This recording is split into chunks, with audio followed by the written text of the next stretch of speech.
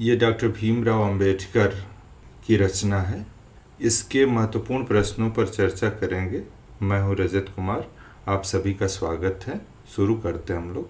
पहला प्रश्न है, जाति प्रथा को श्रम विभाजन का ही एक रूप न मानने के पीछे अंबेडकर के क्या तर्क हैं? इसी को अलग ढंग से भी पूछा जा सकता है, अंबेडकर ने जाति प्रथा के विरोध में क्या तर्क प्रस्तुत किए हैं? तो ये जो पहला प्रश्न है, अगर इसको ठीक से समझ लें तो पूरा पाठ समझ लेंगे आप।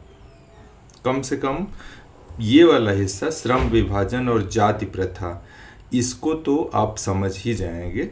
लेखक ने जाति प्रथा को श्रम विभाजन का रूप न मानने के पीछे निम्नलिखित तर्क दिए हैं। जाति प्रथा श्रम विभाजन के साथ साथ श्रमिक विभाजन का रूप लिए हुए है। जाति प्रथा यानी किसी भी जाति में काम का तो विभाजन है कि ठीक है, ये काम ये करेंगे, ये काम ये करेंगे, लेकिन जो काम कोई व्यक्ति करता है उसको उसके जाति के रूप में पहचाना जाता है।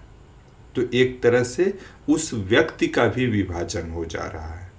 वहाँ उसके सिर्फ काम का विभाजन नहीं हो रहा है, उस व्यक्ति का भी विभाजन हो जाता है कि ये फला जाति के व्यक्ति हैं। इसी वजह से एक पहला महत्वपूर्ण कारण था जिसके वजह से वे जाति प्रथा का विरोध करते हैं। यहाँ सिर्फ ये ध्यान रखें कि जाति प्रथा को लोगों ने क्या कहा कि ये तो श्रम विभाजन का एक रूप है, इसका विरोध क्यों कर रहे हैं? तो जितनी भी बातें हैं, श्रम विभाजन और जाति प्रथा, इन दोनों की तुलना किया हुआ। श्रम विभाजन यानी काम का अलग अलग विभाजन, की कोई व्यक्ति सेना में है, कोई व्यक्ति व्यापार कर रहा है, कोई व्यक्ति शिक्षण कार्य कर रहा है। इसी तरह से ये तो काम का विभाजन हुआ, लेकिन इसी के आधार पर जाति निर्धारित हो जाए तब दिक्कत है। अगली बात क्या कहा इन्होंने, जाति प्रथा श्रम विभाजन के साथ साथ श्रमिक विभाजन का रूप लिए हुए। अगला है, जाति प्रथा श्रमिकों का अस्वाभाविक विभाजन करती है। मतलब हो सकता है काम कुछ और करना जानते हो, करवा कुछ और रहे हैं, और फिर भी आपकी पहचान उस काम से है, तो अस्वाभाविक हो गया। जाति प्रथा विभिन्न वर्गों को एक दूसरे की अपेक्षा ऊंच नीच करार देती है। चलिए ठीक है, कुछ हद तक ये है कि भाई श्रमिक का विभाजन है, वो भी बर्दाश्त के काबिल है, लेकिन कोई श्रमिक ऊंच है, कोई श्रमिक निम्न वर्ग का हो गया, तो ये और तकलीफ देह हो गई बात। संसार के किसी भी अन्य समाज में ऐसा नहीं पाया जाता है, उनका कहना है। जाति प्रथा पर आधारित श्रम विभाजन मनुष्य की रुचि पर आधारित नहीं होता। कोई क्या करना चाहता है उसे नहीं पूछा जाता। जिस जाति में आप जन्म ले लिए, उसी आधार पर आपका विभाजन कर दिया गया, काम का विभाजन आपके, और उसी आधार पर आपकी पहचान भी हो गई। जाति प्रथा मनुष्य के प्रशिक्षण के आधार पर पेशा निर्धारित नहीं करती।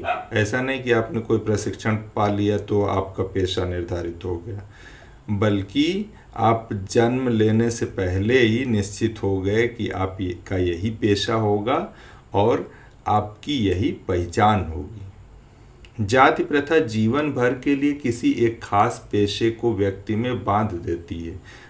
निर्धारित तो हुआ कार्य, यहाँ तक तो ठीक है, लेकिन आप बाद में चाहें कि उस पेशे को बदल लें, ऐसा संभव नहीं है।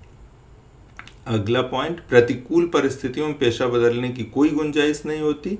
इस कारण लोगों को भूखों मरना पड़ता है। यह बेरोजगारी और भूखमरी को बढ़ावा देती है। इसी से संबंधित एक प्रश्न है कि जाति प्रथा बेरोजगारी और भूखमरी को क्यों बढ़ावा देती है?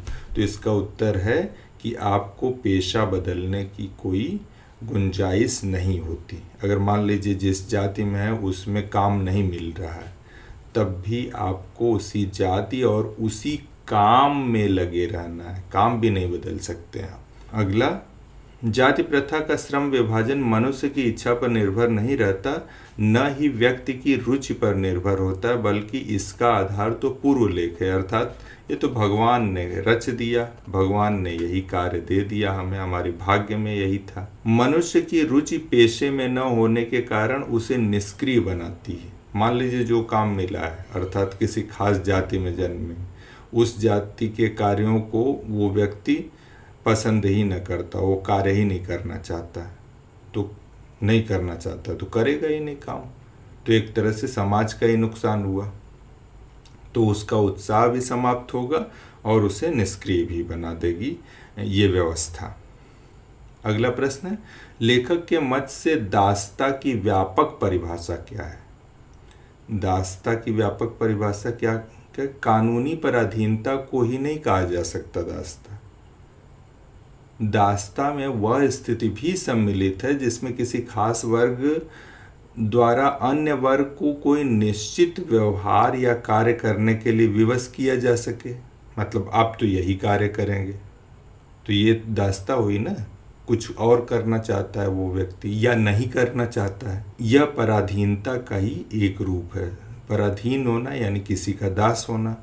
जाति प्रथा इसके अंतर्गत आती है। देखिए, ये जाति प्रथा में ये अवगुण पाया जाता है, तो ये परोक्ष रूप से जाति प्रथा को भीमराव अंबेडकर ने क्या माना? दासता का ही एक रूप माना। अगला प्रश्न है, शारीरिक वंश परंपरा और सामाजिक उत्तराधिकार की दृष्टि से मनुष्यों में असमानता संभावित रहने के बावजूद समता को एक व्यवहारिक सिद्धांत मानने का आग्रह क्यों करते हैं? इसके पीछे उनके क्या तर्क है? प्रश्न को समझ लीजिए पहले। शारीरिक वंश परंपरा के रूप में दो व्यक्ति समान नहीं हो सकते। किसी की कद काठी में अंतर होगा, कोई लंबा चौड़ा हो सकता है, कोई छोटा बड़ा हो सकता है। इस दृष्टि से भी लोग अलग अलग होते हैं। सामाजिक उत्तराधिकार यानी कोई व्यक्ति बड़े घर में पैदा हो गया, प्रतिष्ठित घर में पैदा हो गया, पूंजीपति के घर में पैदा हो गया, कोई किसी रंग के भिखारी के घर पैदा हो गया, तो समानता यहाँ नहीं है। यहाँ असमानता संभावित रहने के बावजूद क्या कह रहे हैं? समता को एक व्यावहारिक सिद्धांत मानने का आग्रह करते हैं। कौन? डॉक्टर भीमराव अंबेडकर। क्या कि तब भी समता हो सकती? क्यों? उसका कारण पूछ रहे हैं। डॉक्टर अंबेडकर मानते हैं कि मनुष्य की क्षमता 3 बातों पर निर्भर करती है: शारीरिक वंश परंपरा, सामाजिक उत्तराधिकार, मनुष्य के अपने प्रयत्न। देखिए, इन दोनों पर तो इंसान का वश नहीं होता, लेकिन खुद के प्रयत्न तो अपने वश में है ना। डॉक्टर अंबेडकर का मानना है कि शारीरिक वंश परंपरा और सामाजिक उत्तराधिकार की दृष्टि से मनुष्य समान नहीं हो सकता। इन दोनों स्थितियों में मनुष्य का अपना कोई वश नहीं होता। मनुष्य के प्रयत्नों के आधार पर उनका आकलन किया जाना चाहिए। किसके आधार पर? तीसरे के आधार पर। और यदि राज्य को कहा कि इतना भेद होने के बाद भी जो हमारा मानव संसाधन है उसका उपयोग तो करना होगा हमें, तो राज्य को अपने सदस्यों की अधिकतम उपयोगिता प्राप्त करने के लिए प्रारंभ से ही समान अवसर प्रदान करना चाहिए। अर्थात चाहे जिस भी आर्थिक स्थिति का व्यक्ति हो, उसको शिक्षा का पूरा अधिकार हो, वो जहाँ पर पढ़ना चाहे वहाँ पढ़ ले, उसको रोजगार का पूरा अवसर मिले, वो जो रोजगार करना चाहे अपनी योग्यता के अनुसार कर सके। अगर आपको अवसर समान मिलेंगे तो आप अपने प्रतिभा के आधार पर कार्य भी कर सकते हैं, वो ये कहना चाहते हैं। अगला है, आदर्श समाज के 3 तत्वों में से एक भ्रातृता को रखकर लेखक ने अपने आदर्श समाज में स्त्रियों को भी सम्मिलित किया है अथवा नहीं? आप इस भ्रातृता शब्द से कहाँ तक सहमत हैं? यदि नहीं तो आप क्या शब्द उचित समझेंगे? अर्थात भ्रातृता शब्द के स्थान पर क्या कोई और शब्द आप लगाना चाहते हैं या बताना चाहते हैं? लेखक ने अपने कल्पना के आदर्श समाज को 3 मूल्यों पर आधारित माना है। कौन कौन से मूल्य? स्वतंत्रता होनी चाहिए सबको, सब समान हो, समान का मतलब विधिक दृष्टि से समान हो, और लोगों में भ्रातृभाव हो। अब इसी के बारे में प्रश्न पूछा कि ये भ्रातृभाव तो कुछ पुल्लिंग जैसा लग रहा है, इसमें स्त्रियों का प्रतिनिधित्व नहीं के बराबर लग रहा है, क्या आप ऐसा मानते हैं? यहाँ भ्रातृता का अर्थ भाई भाई के प्रेम से ही नहीं है कि दो लोगों के बीच भाई के जैसा प्रेम हो, तब तो भाई निश्चित रूप से उस तरह से आप देखें कि स्त्रियों के बारे में बात ही नहीं हो रही, लेकिन ऐसा नहीं है। इसका अर्थ क्या है? यह सामान्य मानव के आपसी सद्भाव के लिए प्रयोग किया गया है। यहाँ स्त्री पुरुष धर्म जाति समुदाय सभी से ऊपर उठकर बात की गई है, इसलिए यह शब्द पूरी तरह से उपयुक्त है, अर्थात लोगों के बीच सद्भाव हो, प्रेम हो, और किसी भी समुदाय या लिंग को अलग नहीं करता यह शब्द।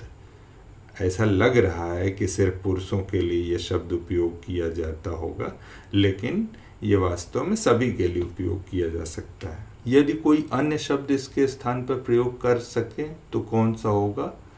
भाईचारा शब्द, अर्थात ये जो भ्रातृता है, भ्रातृता शब्द है, इसकी जगह भाईचारा शब्द प्रयोग करें तो कुछ हद तक ये लैंगिक असमानता वाली बात, यानी कि ऐसा लग रहा है कि सिर्फ आदमियों के लिए ये शब्द प्रयोग हुआ, वो बात समाप्त हो सकती है। तो बस, बहुत बहुत धन्यवाद, शुभकामनाएं।